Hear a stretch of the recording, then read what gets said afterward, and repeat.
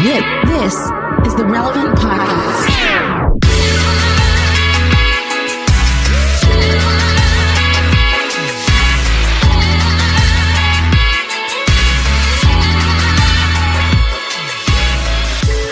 It's Tuesday, October 5th, 2021, and it's the Relevant Podcast here in Orlando. I'm your host, Cameron Strang, and joining me from Loverland, Virginia, Jesse Carey. Hello, hello. From Austin, Texas, author, speaker, podcaster, Jamie Ivey. Hey, guys. And from Nashville, Tennessee, artist, producer, mogul, Derek Miner. What up, though? Derek, you're about to go off and make a new album. Yeah, I'm working on a little, you know what I'm saying, a little something. We about to go to the beach, get some vibes. He rented a beach house. They're going to go record at the beach. We got somebody coming in doing chefing up.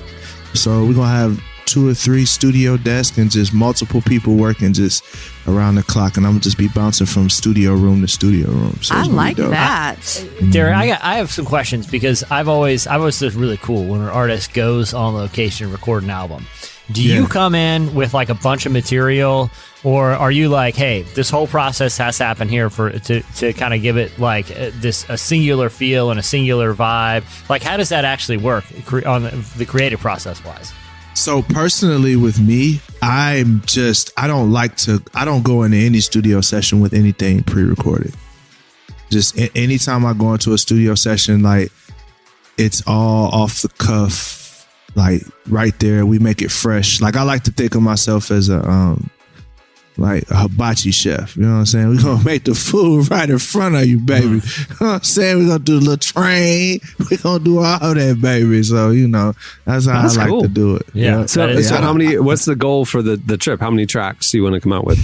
Well, so the project that I'm working on is primarily done. So now, but I got stuck. And I was like, yo, I need big records. So I just went and got all the homies that I know that make the kind of music that I like. And I'm just going to throw them in there and say, yo, let's not leave until we have 4 bangers. You know what I mean? And that's kind of the goal. So, and then really it's that, but then also, you know, I made a promise to myself, like the last couple years, I said, I've worked hard enough in the sense of with music. Like I suffered, you know, doing the van tours and all of that. So like I really wanted to just kind of reward the homies that's been there the whole time. So we just like, this is kind of like a vacation, but also at the same time, it's like, it's a workcation, you know, we getting work done, but those are my favorite. Yeah, it's a good thing. The other day I was shopping at the grocery store and I was on the chips aisle and I came across Rap Snacks and the Migos and Cardi B were in stock. I took a picture of it and I said, hey, Derek, what would your rap snack flavor be? And he was like, well, I really like the Cardi B, you know, the Migos sour cream and ranch is pretty good and stuff. I'm like, I know, but what would yours be? And he goes like, oh, I forget that I'm a rapper. That's what he told me.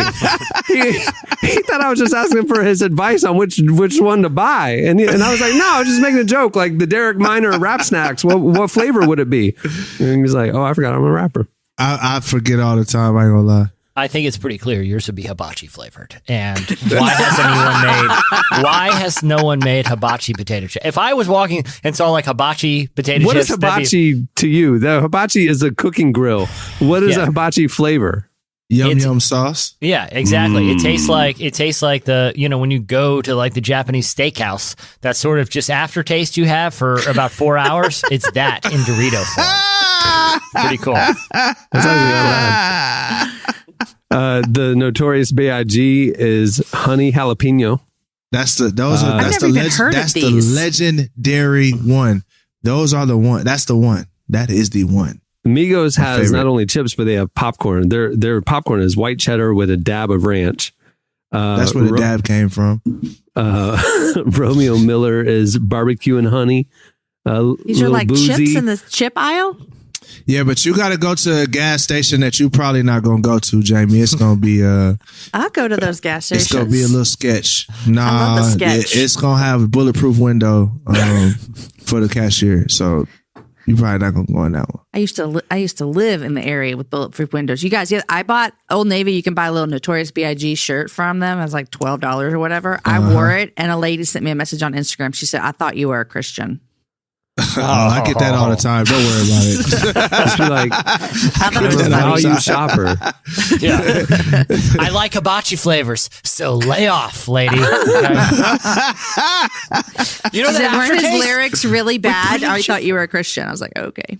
Yeah. We have a great show in store for you today. Coming up later, Pastor Derwin Gray joins us, and we have slices. And at the end of the show, we have a game. No more British phrases. Good.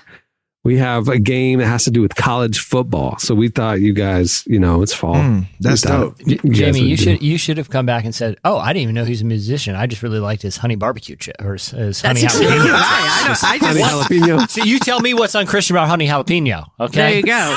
He's playing God. He is playing God. Those are not two flavors that mix in nature. Clearly, he's in the wrong. Oh, man. You can buy them online. Look at that. Man, Rap buy 'em on Snacks is Amazon. fire. Look, them chips, I'm telling y'all, listen, and I'm not getting paid for this. This is just because I love y'all. Look, them Rap Biggie Snacks. Honey Jalapeno go crazy. Like, I'm trying to tell you, they came out for the king. You know what I'm saying? They came out for him.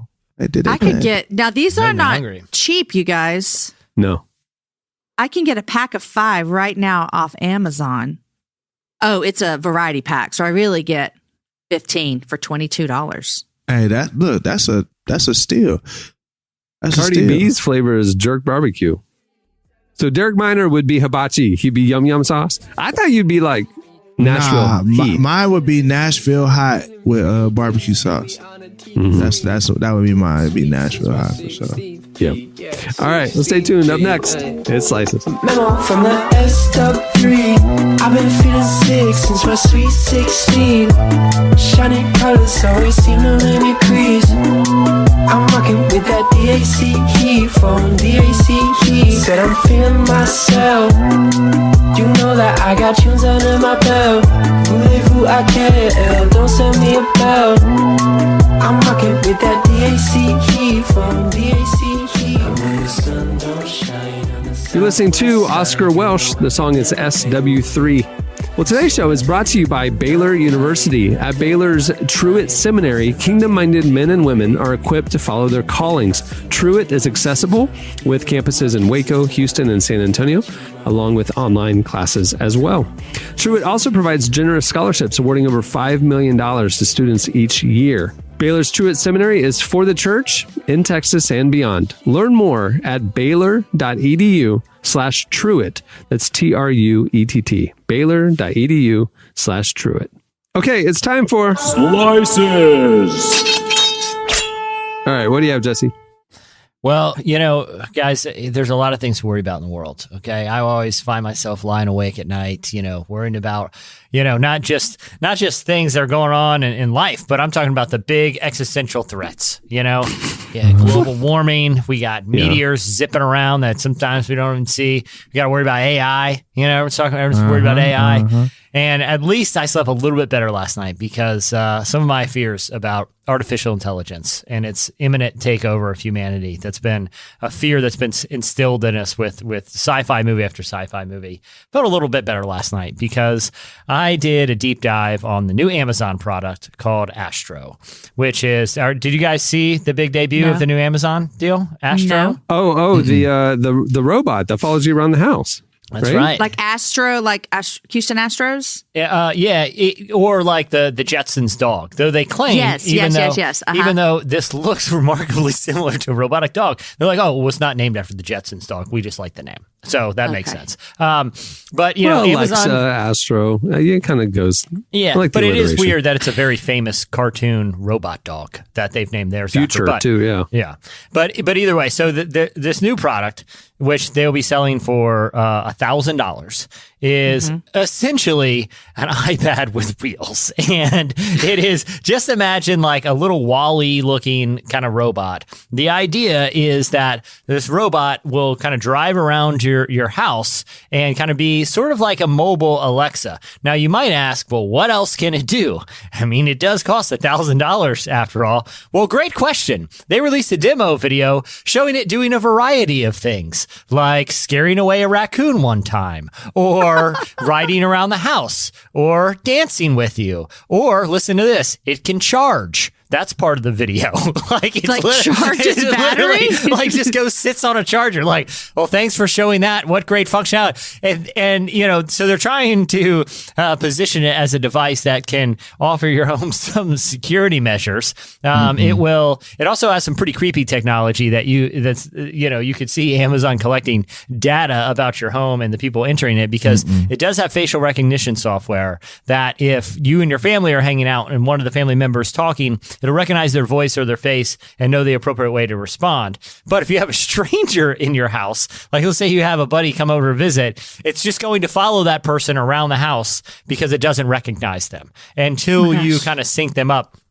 It can also theoretically... Like another dog. Yeah, exactly. I'm sure your actual dog will love this. It can, theoretically, it can offer some sort of like security solution, I guess, because it patrols your home. Though, if I'm a burglar and I'm breaking into your home and little Astro rolls up, I'm pretty sure I can just throw a blanket on him, or one swift kick seems like it would do a pretty it's adequate job. It's $1,000 thing to just easily steal. You can just you walk right in, grab it, and I stole an Astro. I broke into this house to steal a cheap TV. They got an Astro. I can resell. Oh my goodness! Yeah, look at that. That's all. It had a cup holder on it. Like you can have like. Oh, I'm glad you said that, to, Cameron. It doesn't have hands. And so there's a point in the video where a couple, the video, which you guys should all watch it because it's hilarious, unintentionally. The video opens with this couple, and the husband is kind of nervously but also proud, like looking at the Astro he's purchased, evidently without the permission of his wife, who is very skeptical of him spending $1,000 on Astro. Okay, so the end of the commercial cuts back to the couple, and the wife is sitting on the couch, and she doesn't look all that pleased still about the husband dropping $1,000 on an inferior iPad that has two giant wheels on it. And anyway, so the Astro drives through the house. We are now taking the perspective from right behind Astro, like in a car movie, as it's navigating its way through the house with a beer bottle and a cup holder on it. Okay, and it drives to the couch where the wife is sitting, stewing about her husband wasting $1,000 on this. It drives up to her with like a Heineken, and she like picks it up, cracks it open. Okay, and this is like an upper, she's like, okay, I guess I'm sold now. And it's like, that's all it took. Like, I could toss you that beer from the kitchen. Someone had to load it on that cup holder. It does not have hands. Like that seems like the most inconvenient way to deliver a beverage from one side of the house to the other. Like that it makes no sense. And since it's been its debut, Motherboard, which is a tech site run by the good folks at Vice, they've actually done a little bit of investigation and not only look at how there are serious privacy concerns with this device because of how it will store data about your home and the people in it, but several engineers that worked on the project anonymously gave Vice some pretty concerning quotes about the quality. One said, Astro is terrible and will almost certainly throw itself down a flight of stairs if presented the opportunity. This is the one who worked on it. This is from another engineer. It is at best absurdist nonsense in marketing, at worst potentially dangerous for anyone who actually rely on it for accessibility purposes. Like, hey, don't worry, Grandma's fine. We got her an Astro. Okay, just don't worry. Oh man, all right, she'll be okay.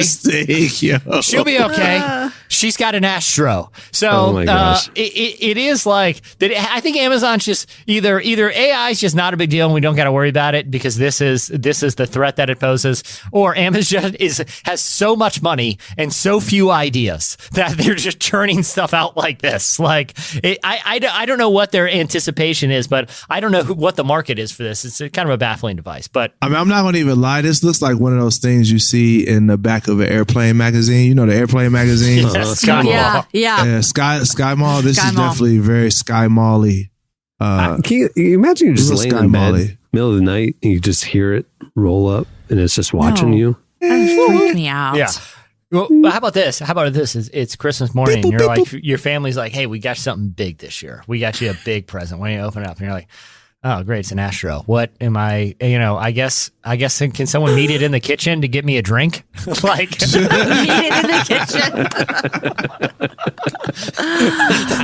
Oh my God. I like tech, but yeah, this one's kind of pointless. We have a robot here. I have it here in my house.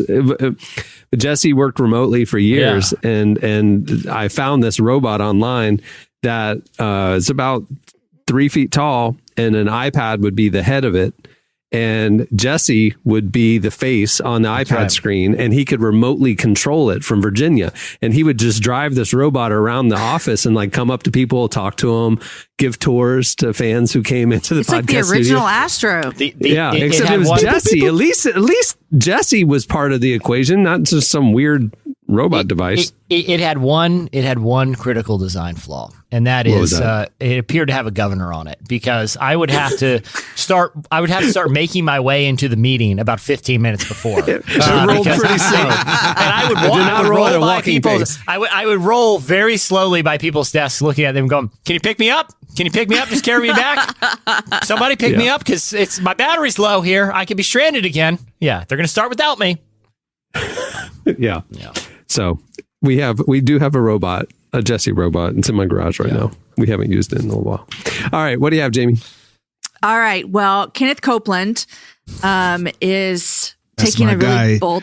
He's the funniest guy on the world. On Friday's podcast, we brought Baptist news. Today, we're on the other end of the spectrum, bringing Kenneth Copeland news.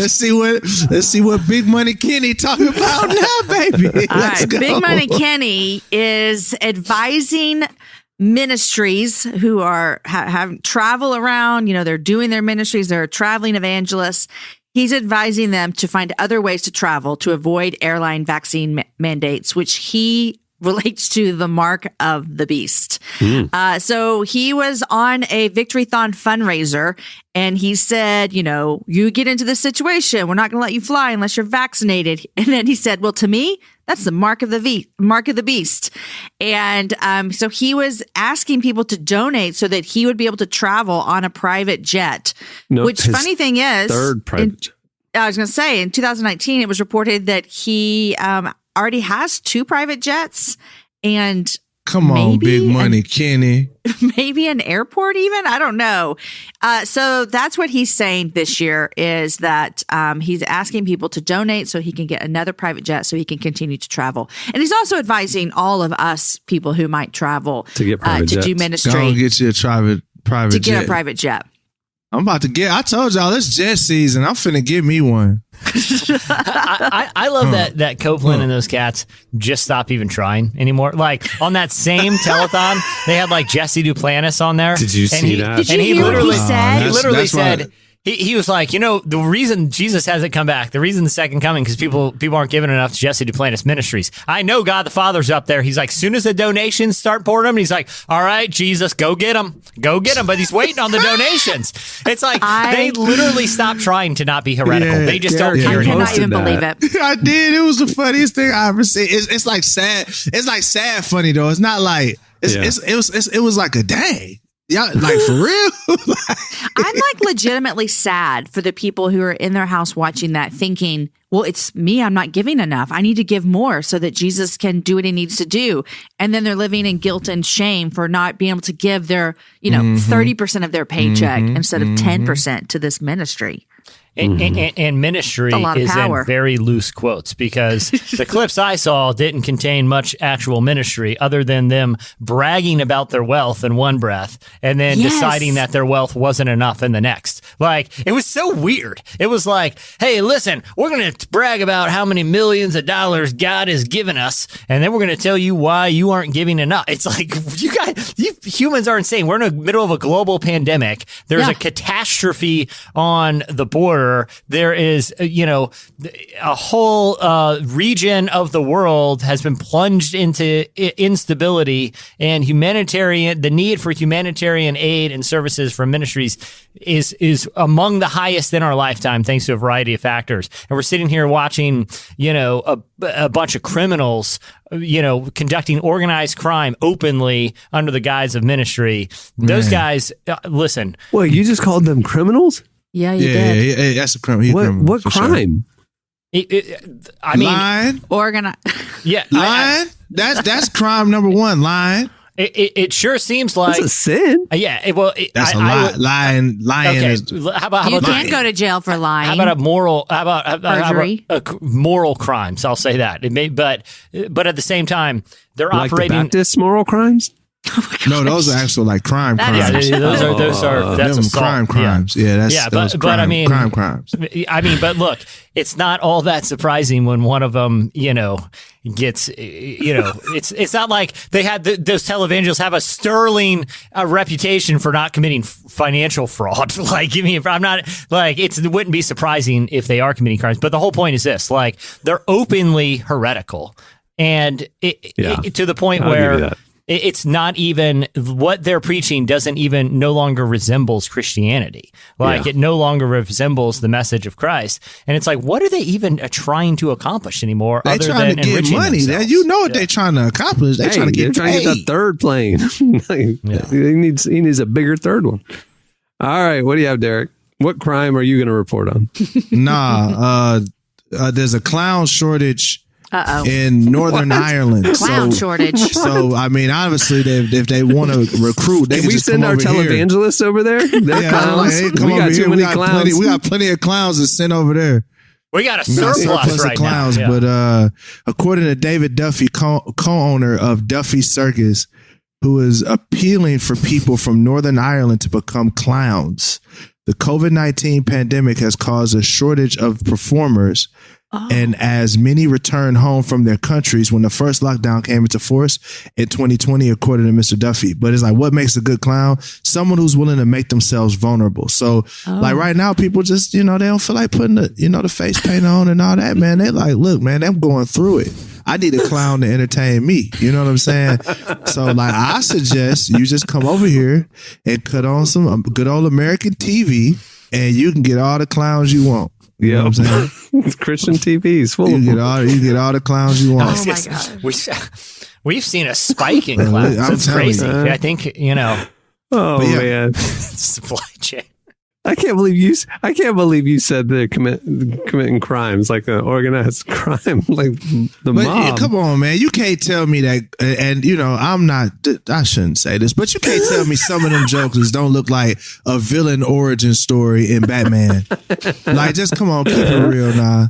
That's one thing that we haven't seen in a comic book yet is we need a preacher villain. Like, it's like some of these guys for real to me seem like villains. Now, here's what I am going to say. I don't know these dudes. They could be misguided. They could be a plethora of things. But I could tell you this.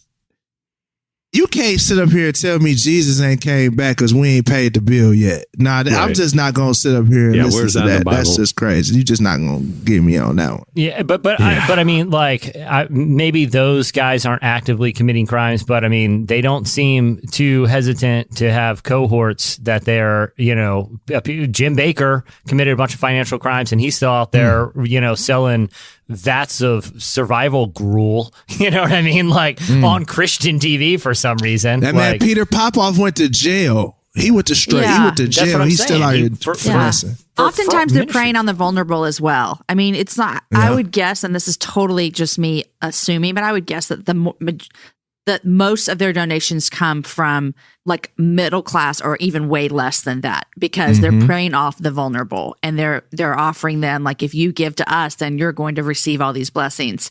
And that's not Christ-like for sure. It's actually the opposite of Christ-like. Like it's the other And way. I just want to note too that this is 2 weeks in a row that Jesse has come out and brought light to zesty. organized crime. Yeah, Thank you, Jesse. MLMs, I really do feel like are a lot of them walk the line of fraud. I think we have a segment here, Cameron. Jesse finds the Yeah, criminals. Just play the SVU gavel thing. Dun dun dun. Yeah, law and order. little spicy little slices segment there. See, Derek tried to lighten it up with the clowns, and then we're back to televangelists again. All right, stay tuned. Up next, Derwin Gray joins us.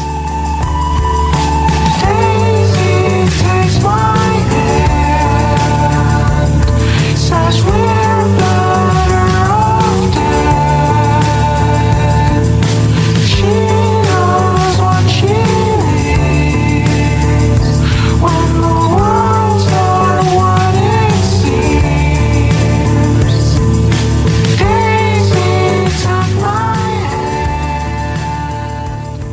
listening to Television Blonde. The song is Daisy. Well, today's show is also brought to you by BetterHelp. Is something preventing you from being happy or achieving your goals or keeping you from experiencing peace? With the heaviness of all that's happening in our world, it can be difficult to find purpose and joy sometimes. And that is why there's BetterHelp. BetterHelp is online therapy. They will assess your needs and match you with your very own licensed professional therapist. You connect in a safe and private online environment. You can start communicating in under 24 hours and you'll get timely and thoughtful responses. Plus, you can schedule weekly video or phone sessions and message your counselor anytime.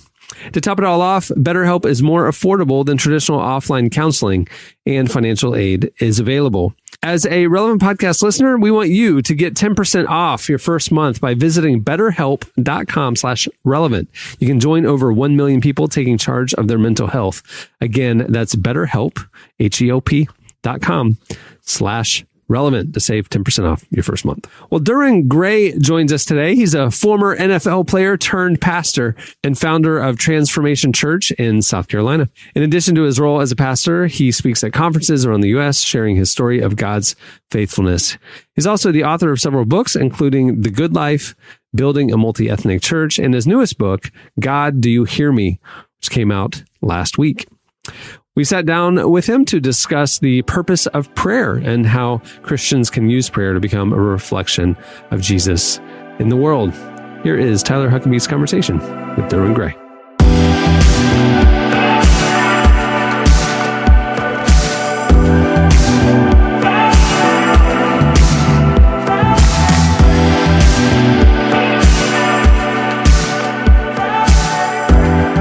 I don't always do this, but I am curious in this case because you write a lot. Why this book? At what point did you feel like this is the subject that I want to tackle for this time, for this writing? I wrote God, Do You Hear Me? Discovering the prayer that God always answers. Because number one, I have a passion for Jesus and his kingdom. And number two, I have a passion for people to discover Jesus and his kingdom. And prayer is like the front door that opens up and we walk into this beautiful home with all of these rooms. And in each room is an attribute of God, the ways of God, the passion of God, and there are gifts in those rooms. And we begin to walk in and we kind of say, okay, this is what I need. This is what I need. But what you find is prayer is so much more than asking for what we need, because Matthew 6:8 says God already knows what we need. And then Jesus says it again in Matthew 6:32, God already knows that we need. So we spend so much time asking God for things, but we don't ask God for God.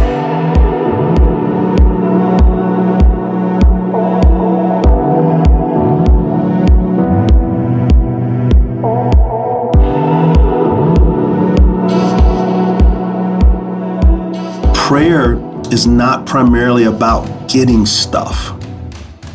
Prayer is the stuff of intimacy with a Father that loves us. One of the beautiful things that Jesus did, because in the Old Testament, God has various names that reveal his various actions, right? And so when Moses is being used by God to deliver the children of Israel, God gives him his sacred name, Yahweh, I am that I am. It means a self-existent, eternal, mighty one. And throughout Scripture, we see that God is the Father of Israel and that Israel is called his son. And then when we see Jesus, like Jesus is the eternal Son of God in human flesh, and he says, for us to call him Father, the Aramaic word that Jesus used was Abba. And the closest that we can get for English is the word Papa. And Papa is a term of endearment. It's a term of intimacy. It's a term of tenderness. Like, we serve a God who has all power and all tenderness. We serve a God who is just and who is gracious. These attributes are not in competition, but they overflow out of God's divine love. God is love. So therefore he is Father. Therefore he is tender. Therefore he is just. Therefore he is holy. And so prayer is God saying, I want you to see me. And I want you to learn from me. I want you to experience my power because you're my image bearer. And so when we deduce prayer to like a mantra or a spiritual ATM or superstition, we're really not praying. We're actually using God, and God doesn't want to be used. God wants to be worshiped, because in our worship, we become who we were created to be, and that's image bearers of Jesus. Can you're orbiting this topic a little bit, but I wonder if you could delve into it a little bit more. These misconceptions that we get about prayer as a vending machine, a mantra, a magic spell. There's any number of things. Could you maybe unpack a little bit how these things seep into our own personal prayer life, our churches, our culture, and what that's cost us, and how you're trying to correct that in the book? I think it's important for all of us to understand that we are a localized people. That's a word that philosophers or sociologists will use, that we are localized in a context.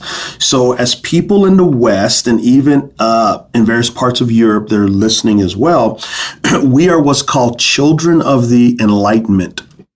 Way long time ago, 1600s, 1700s, 1500s, the Enlightenment took place. What's the Enlightenment? Rene Descartes, a Christian philosopher, was combating atheism, and he came up with a philosophical thought that he thought would prevent atheism, but actually brought in a secular sacred divide. And what he said is, I think, therefore I am. Before Descartes launched that into to the world, it was because there is a God. And if you wasn't a Christian, there were other gods that defined who you were. You didn't define who you were, your higher being. And so as Christians, I am because of the great I am. He's the one that we live and move and have our being. So once the Enlightenment project began to sweep through Europe, sweep through America, it has made us hyper individualized. In other words, instead of when we read the Lord's Prayer, it says our Father, but the way we read it is my Father.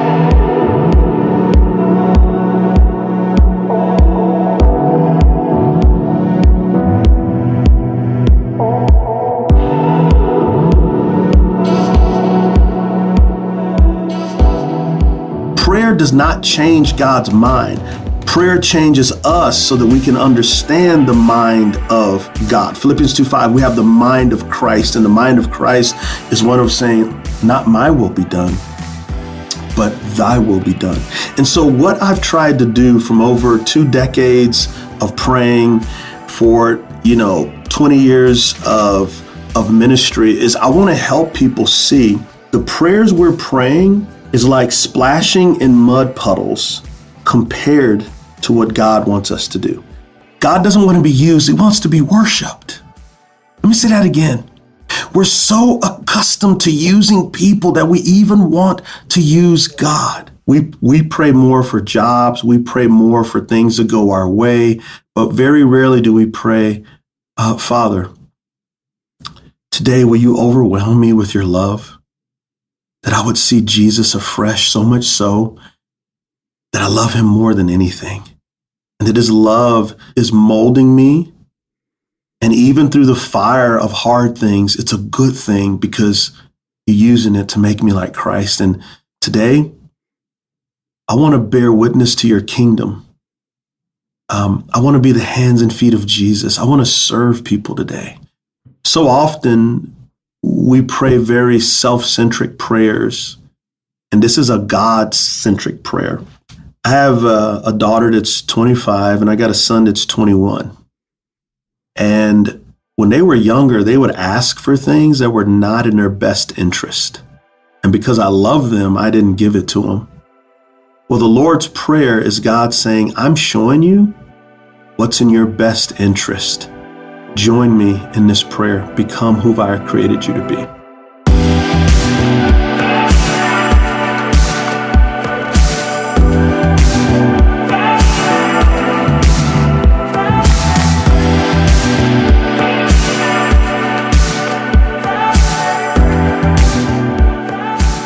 That was Derwin Gray. You can hear more of that conversation over at relevantmagazine.com.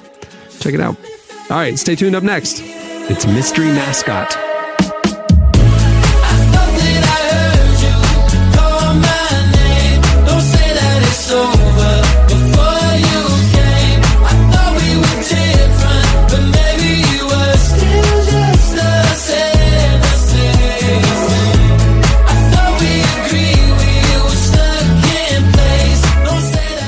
You're listening to Mark E. Bassey. The song is Bowie. Well, today's episode is brought to you by podcast creation platform Anchor. If you haven't heard about Anchor yet, it's the easiest way to make a podcast. First of all, it's free. There are custom tools that allow you to record and edit your podcast right from your phone or computer. Anchor will then distribute your podcast for you so it can be heard on Spotify, Apple Podcasts, and every major platform. The cool thing is you can also make money from your podcast with no minimum listenership. It's everything you need to make a podcast in one place. Download the free Anchor app or go to anchor.fm to get started. Okay, it's time for Mystery Mascot. This game is called Mystery Mascot. Okay, I'm going to read you the intro that Tyler wrote. Here we go. The feel of the old pigskin, the sound of the crowd cheering, the thrill of the game. College football is a celebration of tradition. While the two teams battle it out for gridiron glory, it's truly the things that they share that unites them beyond the competition. And one thing every college football team has in common is some sort of insane mascot. Seriously, as a full-grown adult, I will never understand why every college in the country insists on continuing to pay some unlucky student to dress up as something people 200 years ago thought was cool so that he or she can run around the stupidest costume in 100 miles in any direction to do little cartwheels whenever there's a touchdown. Insanity. That was Tyler.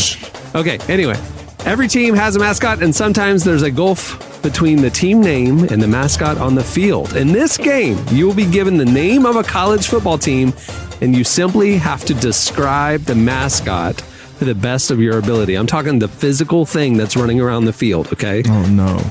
You'll get 3 points if you describe it perfectly, 2 points if you get close, 1 point if you're in the right ballpark, and no points if you're completely wrong. I'm just going to tell you the school and the mascot, and you have to describe what is on the field at the game. Okay?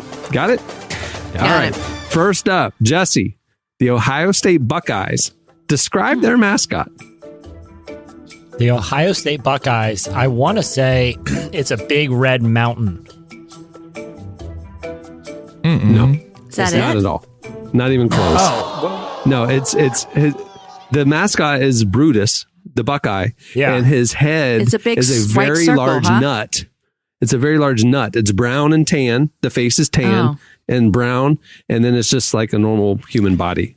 who With is a baseball cap on, huh? Who is the red mountain? I know there's one. I thought The it was Hilltoppers. That's Yes. the Hilltoppers. That's like right. Bowling Green or something like That's that. right. That's right.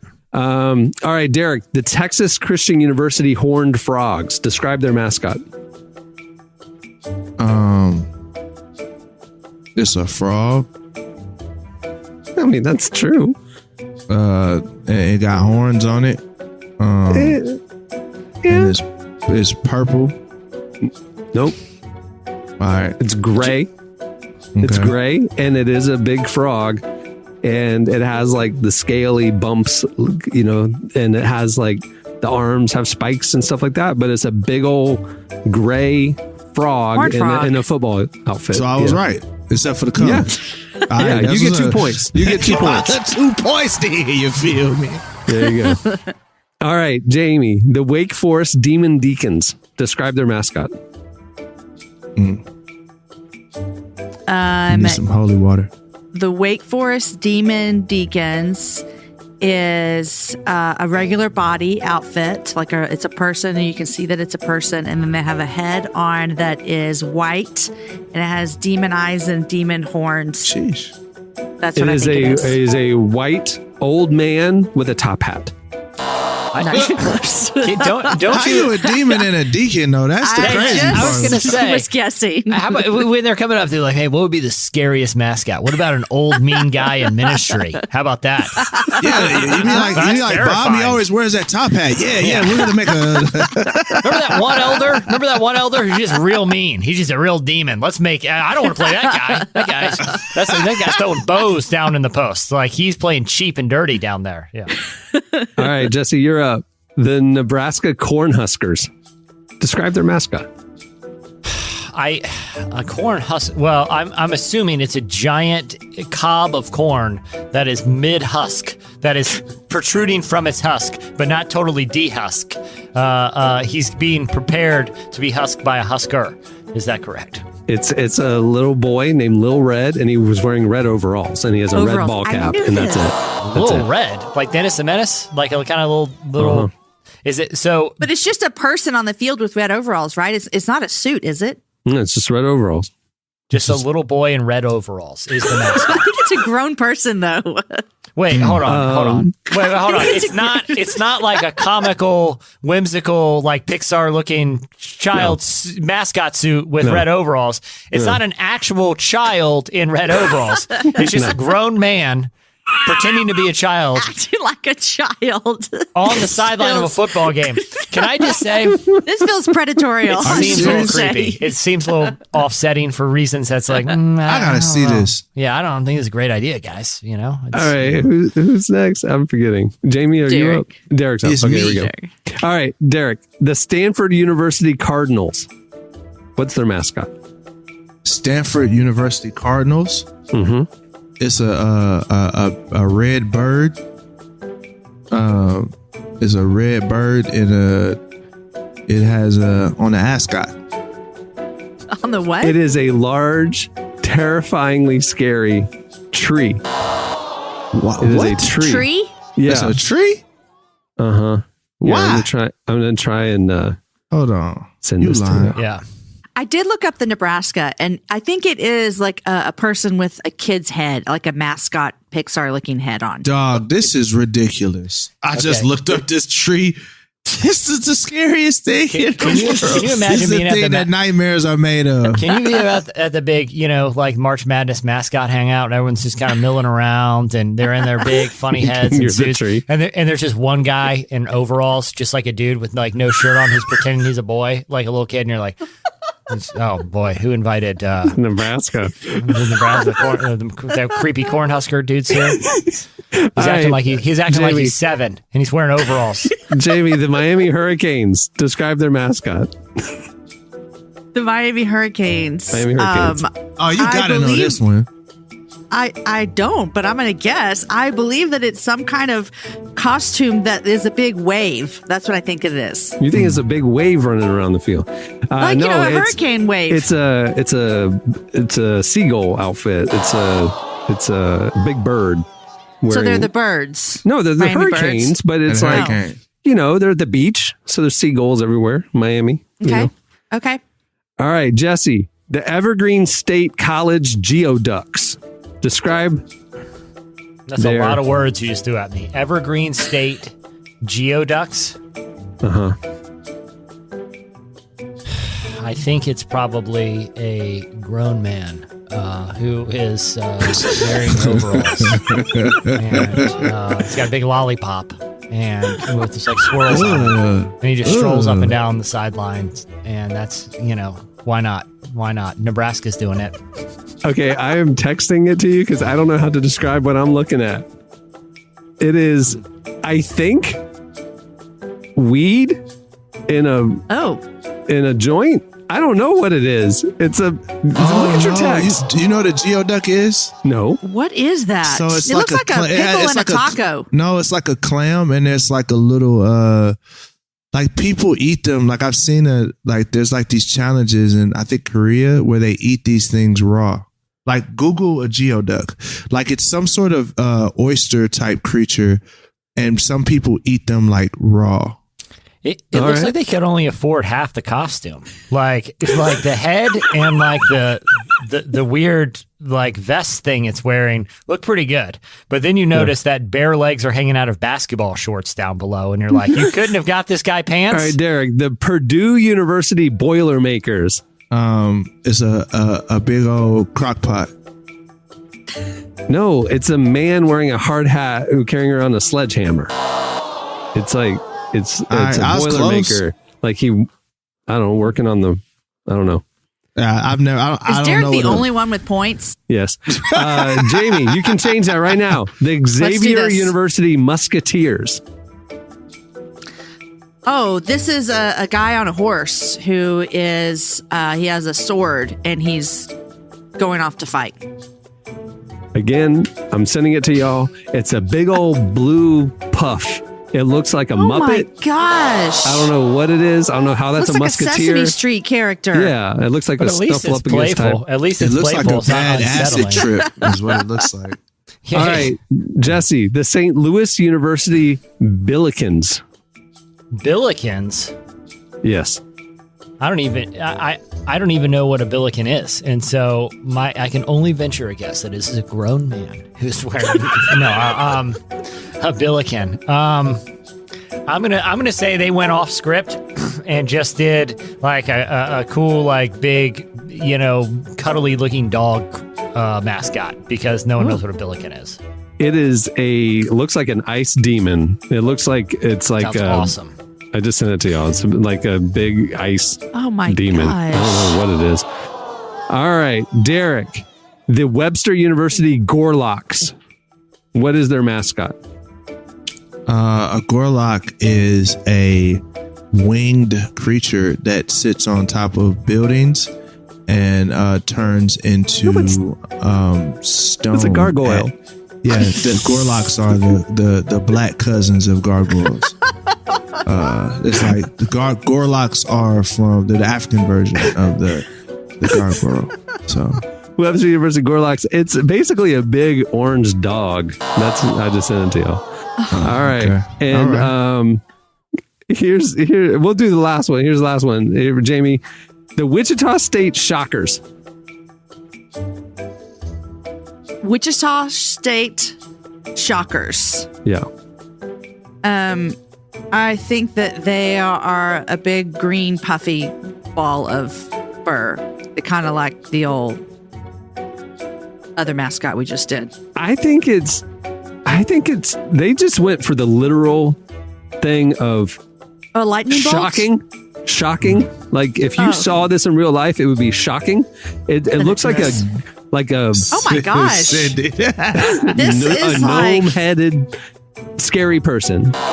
Oh yeah, that mug is terrifying.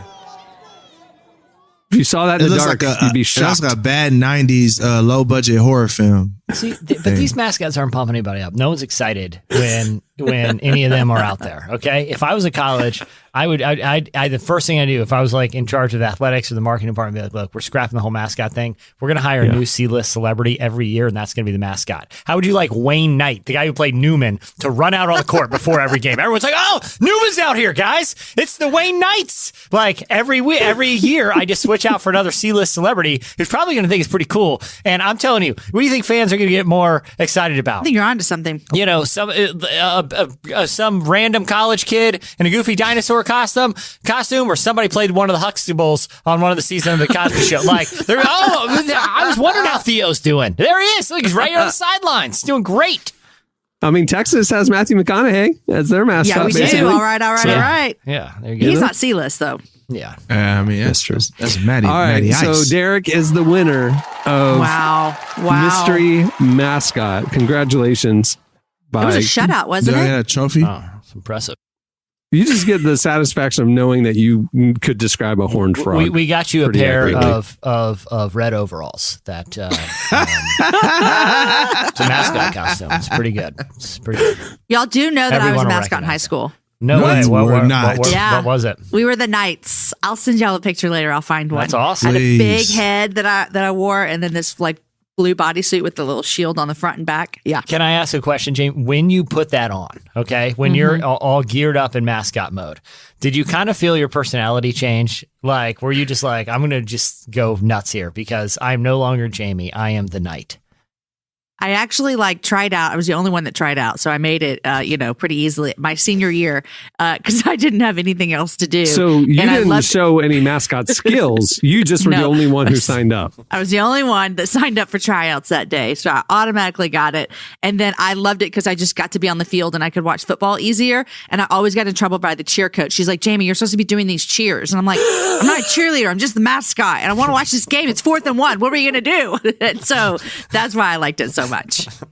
I like it. There you go. Yeah. Well, before we wrap it up, I want to thank Derwin Gray for joining us today. You can hear more from him over at relevantmagazine.com, and also make sure to check out his new book, God, Do You Hear Me? It just came out.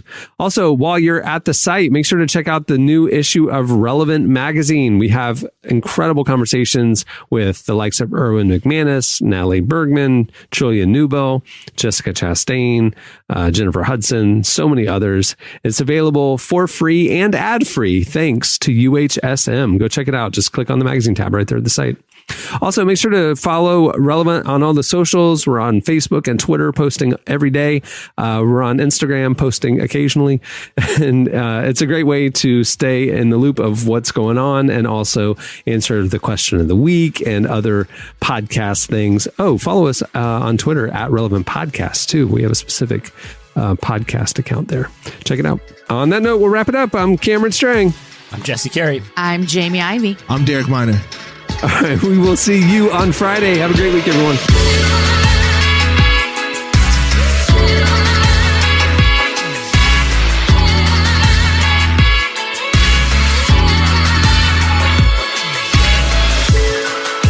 Thanks for listening to the Relevant Podcast. Check out our features, interviews, and news updates every day at relevantmagazine.com. And make sure to follow Relevant on Facebook, Twitter, and Instagram for the latest. For more great podcasts, browse the shows on the Relevant Podcast Network, which you can find at our site. And while you're there, don't miss the all-new era of Relevant Magazine. A new issue releases every other month at relevantmagazine.com.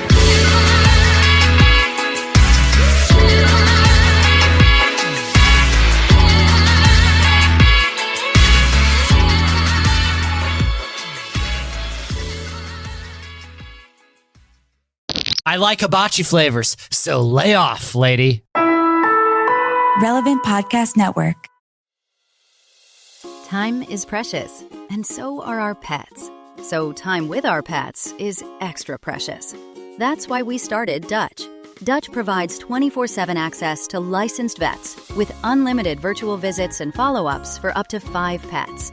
You can message a vet at any time and schedule a video visit the same day. Our vets can even prescribe medication for many ailments, and shipping is always free. With Dutch, you'll get more time with your pets and year-round peace of mind when it comes to their vet care. Go to Dutch.com to get vet care that is always there for just $92 a year.